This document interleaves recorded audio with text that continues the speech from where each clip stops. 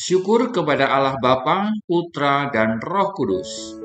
Saudara-saudari terkasih dalam Kristus, hari ini gereja mengundang kita untuk merenungkan kembali harta yang tak ternilai harganya, yaitu doa Rosario Suci. Doa ini yang sering kita anggap sederhana dan berulang, sesungguhnya adalah jalan pintas menuju hati Yesus, sebab ia adalah perjalanan Injil yang ditempuh bersama Bunda Maria. Seringkali kita hanya melihat rosario sebagai untaian manik-manik indah atau sebuah aksesoris rohani saja. Namun, rosario lebih dari itu. Ia adalah sekolah iman di mana gurunya adalah Bunda Maria sendiri. Ingatlah saudara-saudari, Maria adalah satu-satunya pribadi yang sejak awal hingga akhir menyaksikan seluruh misteri keselamatan, mulai dari kabar sukacita hingga Pentakosta.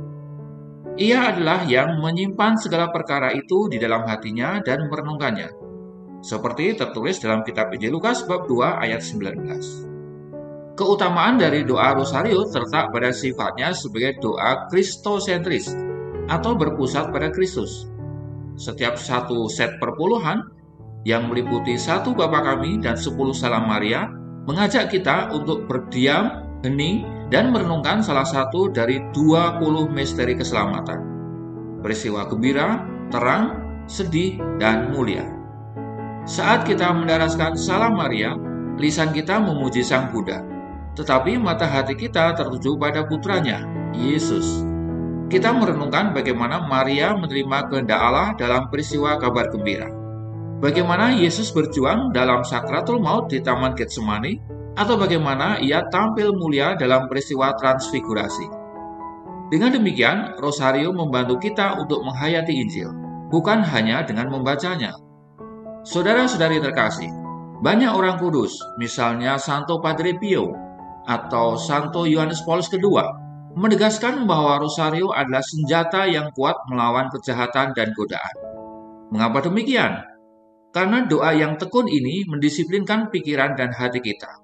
Ia menarik kita keluar dari kekhawatiran duniawi dan memusatkan pandangan kita pada Yesus. Dalam kehidupan sehari-hari, kita sering merasa terombang-ambing oleh kesulitan dan dosa yang sama.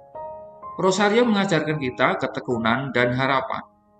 Ketika kita mendaraskan doa ini dengan kesungguhan, kita memohon bantuan Sang Bunda agar kita menjadi lebih serupa dengan Kristus. Rosario menjadi jalan pertobatan yang lembut, di mana kita memohon rahmat untuk meneladani kebaikan Bunda Maria, di antaranya ketaatan, kerendahan hati, dan iman yang tak tergoyahkan. Selain itu, rosario adalah doa yang menghubungkan kita dengan gereja universal. Saat kita berdoa, kita tidak berdoa sendirian.